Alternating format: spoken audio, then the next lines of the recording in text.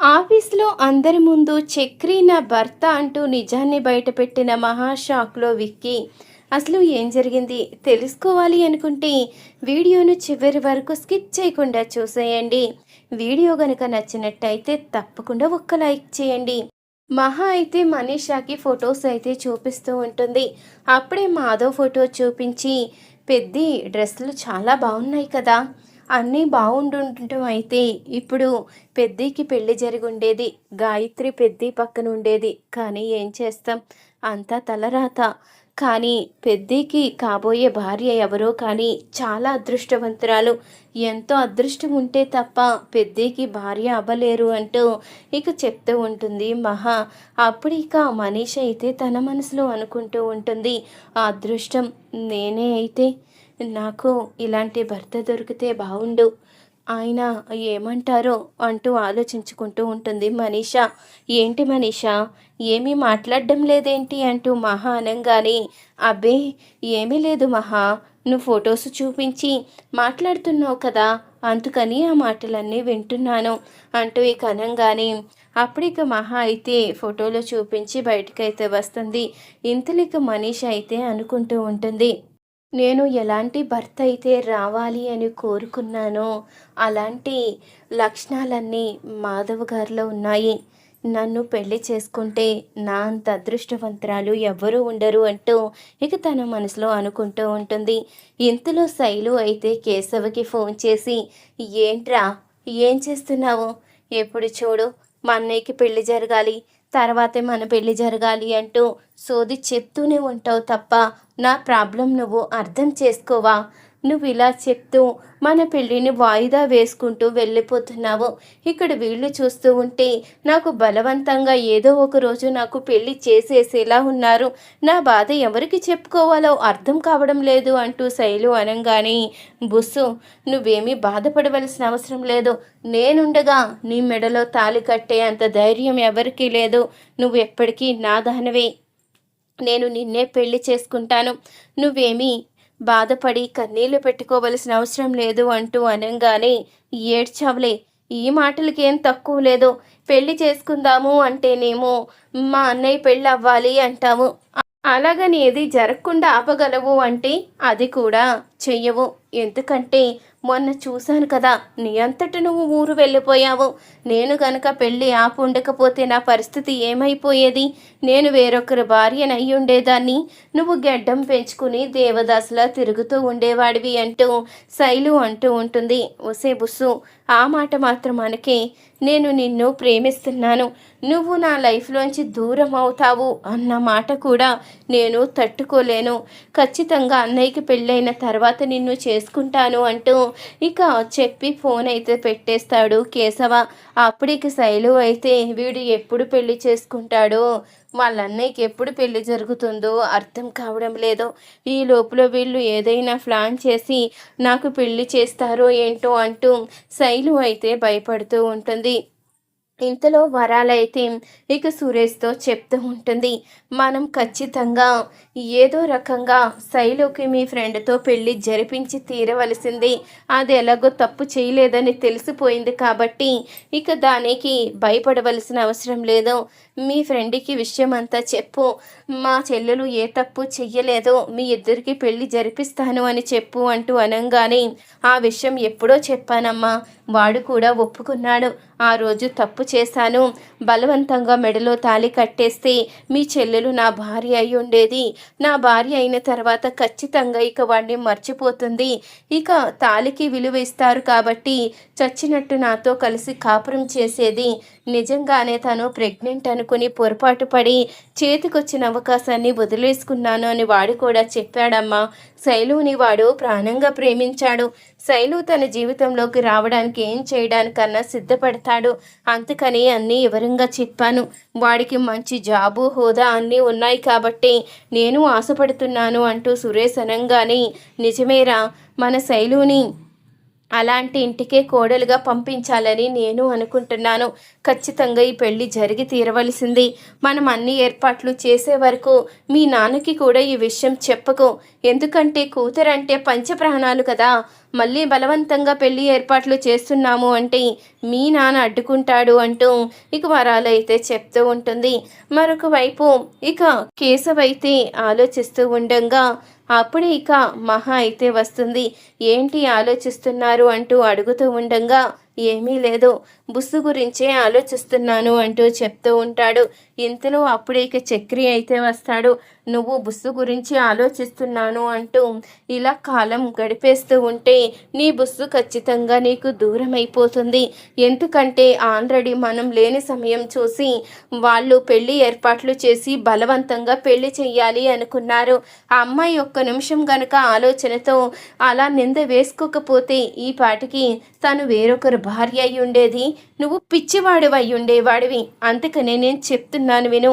అన్నయ్య పెళ్ళి అంటూ నువ్వు అలాంటి అమ్మాయిని దూరం చేసుకుంటే జీవితాంతం ఖచ్చితంగా నువ్వే బాధపడవలసి వస్తుంది.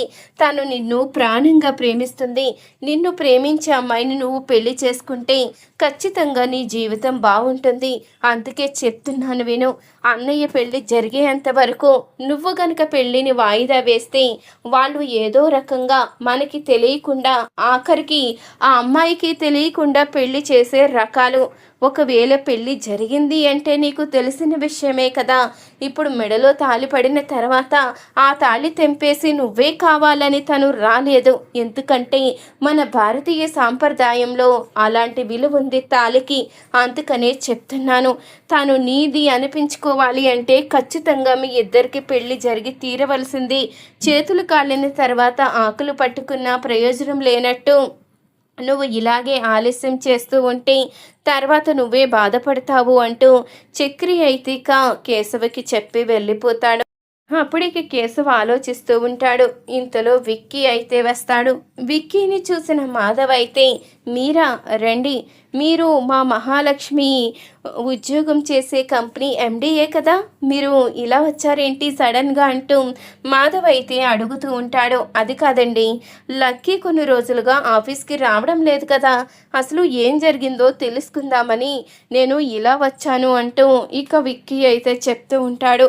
అప్పుడిక మాధవ్ అయితే కాఫీ తీసుకొచ్చి విక్కీకి ఇచ్చి మీరు మా మహా కోసం వచ్చారు, రండి లోపలికి కాఫీ తీసుకోండి అంటూ ఇక కాఫీ అయితే ఇస్తాడు మాధవ్ అయితే.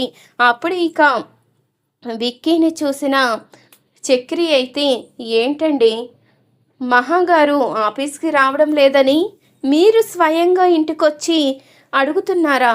అంటే మీ ఆఫీస్లో ఉద్యోగాలు చేసే వాళ్ళ యోగక్షేమాలు అన్నీ కూడా ఇలాగే ప్రతి ఒక్కళ్ళ ఇంటికి వెళ్ళి కనుక్కుంటారా అంటూ చక్రి అడుగుతూ ఉండగా లేదండి, లక్కీ మా ఆఫీస్లో అడుగు పెట్టిన వెంటనే మాకు పెద్ద ప్రాజెక్ట్ వచ్చింది, అందుకనే తనని మహాలక్ష్మి పేరు కదా లక్కీ అని పెట్టుకున్నాను అంటూ విక్కీ అంటూ ఉండగా ఇంతలో మహాలక్ష్మి అయితే వస్తుంది. ఏంటి మహా, నువ్వు కనీసం ఆఫీస్కి రావడం కూడా మానేశావు, నాకు కుదరలేదు, రావడానికి టైం పడుతుందని ఒక్క మెసేజ్ కూడా లేదు, ఏంటి ఎందుకు మానేశావు, అసలు ఏం జరిగిందో అని తెలుసుకుందామని ఇలా వచ్చాను అంటూ విక్కీ అనంగానే ఈ రోజు నుంచి నేను ఆఫీస్కి వస్తాను, అందుకనే రెడీ అయ్యాను, కొన్ని కారణాల వల్ల కులదేవత పూజ కోసం ఇంకో ఊరు వెళ్ళాము, అందుకనే రావడానికి కుదరలేదు అంటూ ఇక చెప్తూ ఉంటుంది మహా అయితే. నువ్వు నాకు సంజయ్కి చెప్పవలసిన అవసరం లేదు లక్కీ, నీకు ఏదైనా ఇబ్బందేమో ఎందుకు రావటం లేదో, లేకపోతే కనీసం ఒక మెసేజ్ అయినా చేస్తావు కదా అన్న భయంతోనే నేను ఇక్కడికి వచ్చాను, ఒకవేళ నీకు ఈరోజు కుదరకపోయినా నువ్వు సెలవు తీసుకోవచ్చు, ఎవరు కూడా నిన్ను అడిగేవారే లేరు అంటూ ఇక అనంగానే నా రెస్పాన్సిబిలిటీ ప్రకారం నేను ఖచ్చితంగా వస్తాను, నేను సాకులు చెప్పి సెలవు పెట్టేదాన్ని కాదు, కుదరని కారణం ఉంటే తప్ప ఎప్పుడూ కూడా ఆఫీస్కి మానేయను అంటూ చెప్పంగానే నీ గురించి నాకు తెలుసు కదా అంటూ ఇక విక్కీ అయితే చెప్తాడు. ఇక విక్కీ అయితే మహాకి చెప్పి అక్కడి నుంచి వెళ్తూ ఉండంగా అప్పుడే ఇక చక్రి అయితే అడుగుతూ ఉంటాడు. సరే నేను తీసుకువస్తానులేండి, మీరు వెళ్ళండి అంటూ అనంగానే ఎందుకు లక్కీని నేనే తీసుకువెళ్తాను. ఏంటి లక్కీ వస్తావంటూ అనంగానే నేను కొంతసేపట్లో వస్తాను, మీరు వెళ్ళండి అంటూ మహా అయితే చెప్తూ ఉంటుంది. ఇంతలో చక్రి అయితే ఇదెక్కడ గోల్రా బాబు, మహాగారు నాకు దగ్గరవుతున్నారు, నన్ను ప్రేమిస్తున్నారు అని అనుకుంటే మధ్యలో వీడేంటి ఇలా వచ్చి ఇలా తగులుకున్నాడు, మహాగారేమో వాడితో క్లోజ్గా మాట్లాడుతున్నారు, అది నేను తట్టుకోలేకపోతున్నాను అంటూ ఇక మహా దగ్గరికి వస్తాడు. ఏంటంటే మీరు వాడితో అంత క్లోజ్గా మాట్లాడతారు, ఇలాంటి వాళ్ళని నమ్మకూడదండి. ఎందుకంటే ఇప్పుడు ఫ్రెండ్ అంటూనే తర్వాత ఐ లవ్ యూ గనక చెప్తే మీరు ఏం చేస్తారు అంటూ అనంగానే ఐ లవ్ యూ చెప్తే ఏం చేస్తాను, నేను కూడా ఐ లవ్ యూ చెప్తాను అంటూ అనంగానే ఏంటి మీరు ప్రేమిస్తారా, ఇది నిజమేనా అంటూ అడుగుతూ ఉంటాడు. చక్రి అయితే ఏమో భవిష్యత్తులో ప్రేమిస్తానేమో, ఏం చెప్తాం అంటూ అనంగానే ఏంటి మహాగారు మీరు నిజమే మాట్లాడుతున్నారా, మీరు వాణ్ణి ప్రేమించడం ఏంటండి, ఆ పిల్లకోడంటే ఇష్టం లేక వచ్చేసిన మీరు మళ్ళీ వీణ్ణి ఎలా ప్రేమిస్తారు అంటూ అనంగానే అదేంటండి ప్రేమించడానికి ఇతనికి సంబంధం ఏముంది, నా మనసుకి నచ్చితే ప్రేమిస్తాను, దాంట్లో తప్పేముంది అంటూ మహా అనంగానే వామ్మో నేను అనుకున్నదంతా జరిగేలా ఉంది కదా, మహాగారు మనసు మారిపోతున్నట్టుంది, నేను ఈవిడ లేనిదే జీవితం ఊహించుకోలేను, మహాయే నా ప్రపంచం అనుకున్నాను, ఇప్పుడేంటి ఈవిడ ఇలా మాట్లాడుతున్నారు, మరి నా పరిస్థితి ఏంటి, నువ్వెక్కడ తగులుకున్నావురా, ఇన్ని రోజులు ఉద్యోగం రాలేదు, ఉద్యోగం ఇప్పిస్తే ఖచ్చితంగా మహా నా మాట వింటుంది, నన్ను ప్రేమిస్తుంది అనుకున్నాను, మొన్న గుడిలో కూడా అన్నీ కూడా ఇంటి కోడలుగా బాధ్యత తీసుకుని చేస్తూ ఉంటే తను నన్ను భర్తగా అంగీకరించింది అనుకున్నాను, కానీ ఇప్పుడు మహాగారు మాటలు వింటూ ఉంటే నాకు ఎందుకో అనుమానంగా ఉంది, అంటే అన్నయ్య మీదున్న ప్రేమతోనే తను ఇలా చేసింది తప్ప నా మీద ప్రేమతో కాదేమో అంటూ ఆలోచిస్తూ ఉంటాడు చక్రి అయితే. ఇంతలో మహా అయితే ఆఫీస్కి వెళ్తుంది. నీ గురించి ఆలోచిస్తున్నాను మహా, నువ్వు ఎప్పుడు వస్తావా అని ఎదురు చూస్తున్నాను, వెల్కమ్ అంటూ వెల్కమ్ అయితే చెప్తాడు. ఇక విక్కీ అయితే అయినా నేను ఆఫీస్కి రాలేదని పనిగట్టుకు వచ్చి ఎంక్వైరీ చేయడం ఏంటి, నేనే వచ్చేదాన్ని కదా అంటూ అనంగానే ఏ అలా వస్తే నీకు ఎన్న కోపం వచ్చిందా అంటూ అడుగుతూ ఉంటుంది మహా అయితే. అది కాదు, మీరు ప్రత్యేకించి నా మీద ఇలా శ్రద్ధ చూపిస్తూ ఉంటే చూసిన వాళ్ళైనా తప్పుగా అనుకుంటారు కదా, ఎందుకంటే సెలవు పెట్టిన ప్రతి ఎంప్లాయ్ ఇంటికి మీరు వెళ్ళరు కదా, నా గురించి పనిగట్టుకు మీరు వస్తే చూసిన వాళ్ళు తప్పుగా అనుకుంటారని మాట్లాడుతున్నాను అంటూ మహా అయితే చెప్తూ ఉంటుంది. చూసిన వాళ్ళు తప్పుగా మాట్లాడుకోవడానికి ఏముంది లక్కీ, త్వరలోనే నేను నిన్ను పెళ్లి చేసుకోవాలి అనుకుంటున్నాను, ఆ విషయం చెప్పాలని నేను 4 రోజుల నుంచి ఎదురు చూస్తున్నాను, నువ్వు రాకపోయేసరికి అందుకే ఇంటికి వచ్చాను, ఎలాగో ఆఫీస్కి వస్తాను అన్నావు కదా అని ఆ విషయం ఇక్కడే చెప్దాము అని నీకు చెప్పలేదు అంటూ అనంగానే ఏంటి చెప్పకపోయేది, నేను నిన్ను ప్రేమిస్తున్నానని ఎప్పుడూ చెప్పలేదు కదా అంటూ అనంగానే నువ్వు ప్రేమిస్తున్నావని చెప్పలేదు, కానీ నేను నిన్ను ప్రేమిస్తున్నాను అంటూ అనంగానే నా గురించి ఏం తెలుసని నువ్వు ప్రేమిస్తున్నావు అంటూ అడుగుతూ ఉంటుంది మహా అయితే. నీ గురించి నాకు అన్నీ తెలుసు, నీ గురించి ప్రతి విషయం తెలుసు, వాళ్ళు నీ బంధువులు కాదని, నువ్వు ఆ చక్రిని పెళ్లి చేసుకున్నానన్న వంకతో ఆ ఇంట్లో అడుగు పెట్టావు అని, మీ ఇద్దరి మధ్య ఉన్నది పెళ్లి సంబంధం కాదని, భార్యాభర్తల బంధం కాదని అన్నీ తెలుసుకున్నాను, కేవలం నువ్వు మీ అమ్మా నాన్న చూసిన పెళ్లి సంబంధం నుంచి తప్పించుకోవడం కోసమే చక్రి భార్యగా ఇంట్లో అడుగు పెట్టావని కూడా తెలుసు, మీ ఇద్దరి మధ్య ఎలాంటి సంబంధం లేదని కూడా తెలుసు, అన్నీ తెలుసుకున్నాను, నువ్వు ఎవరి కూతురువో, ఏం చేస్తున్నావో, ఏం చదువుకున్నావో అన్నీ కూడా నాకు తెలుసు అంటూ అనంగానే ఇవన్నీ ఎంక్వైరీ చేసి ఇప్పుడు నన్ను ప్రేమిస్తున్నాను అని చెప్తున్నావా అంటూ అడుగుతూ ఉంటుంది మహా అయితే. ఇవన్నీ ఎంక్వైరీ చేయడం కాదు, నీ గురించి అన్నీ తెలుసు. మీ నాన్నగారు కూడా నాకు తెలుసు. ముఖ్యంగా నేను నిన్ను పెళ్లి చేసుకోవాలని ఎప్పుడో నేను నీకు ప్రపోజ్ చేద్దామని అనుకున్నాను. తర్వాత మీ కుటుంబాన్ని కలుసుకున్నాను.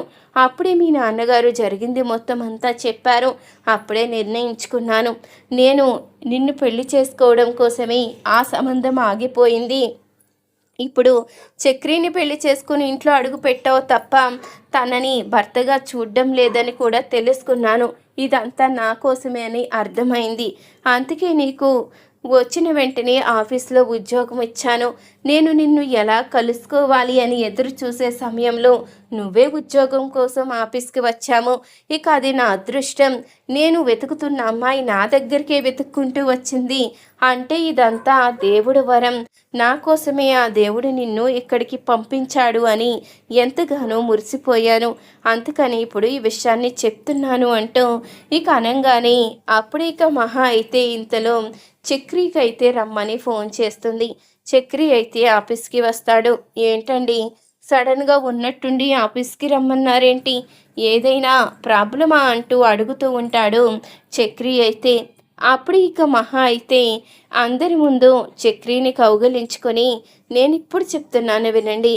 మీరు అనుకుంటున్నట్టు నేను చక్రిని అవసరం కోసం పెళ్లి చేసుకోలేదు. నిజంగానే తనని నా భర్తగా అంగీకరిస్తున్నాను. నిజంగానే నేను తనని ప్రేమిస్తున్నాను. నేను చక్రి భార్యని అంటూ అందరి ముందు నిజాన్ని బయట పెడుతుంది మహా అయితే. అప్పుడు ఇక మహా అన్న మాటకి విక్కీ అయితే ఒక్కసారిగా షాక్ అవుతాడు.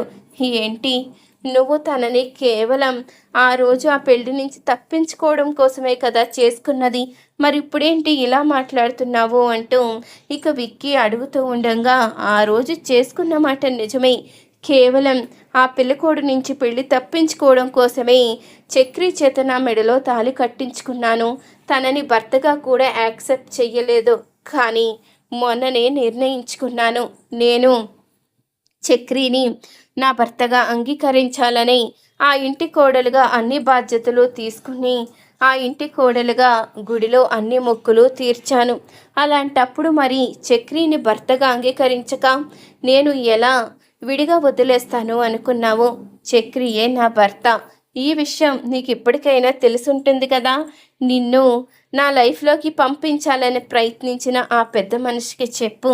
నేను ఎప్పటికీ కూడా ఆ బృందావనంలో ఆ ఇంటి కోడలుగానే ఉంటాను. వాళ్ళు చూసిన సంబంధానికి ఎప్పుడూ కూడా అంగీకరించను అని ఎప్పటికైనా నీకు అర్థమైనట్టుంది. అయినా నాకు చక్రి చెప్పాడు, ఇలాంటి వాళ్ళని నమ్మకూడదు. ముందు స్నేహం అంటారు, తర్వాత ప్రేమ అంటారు అని.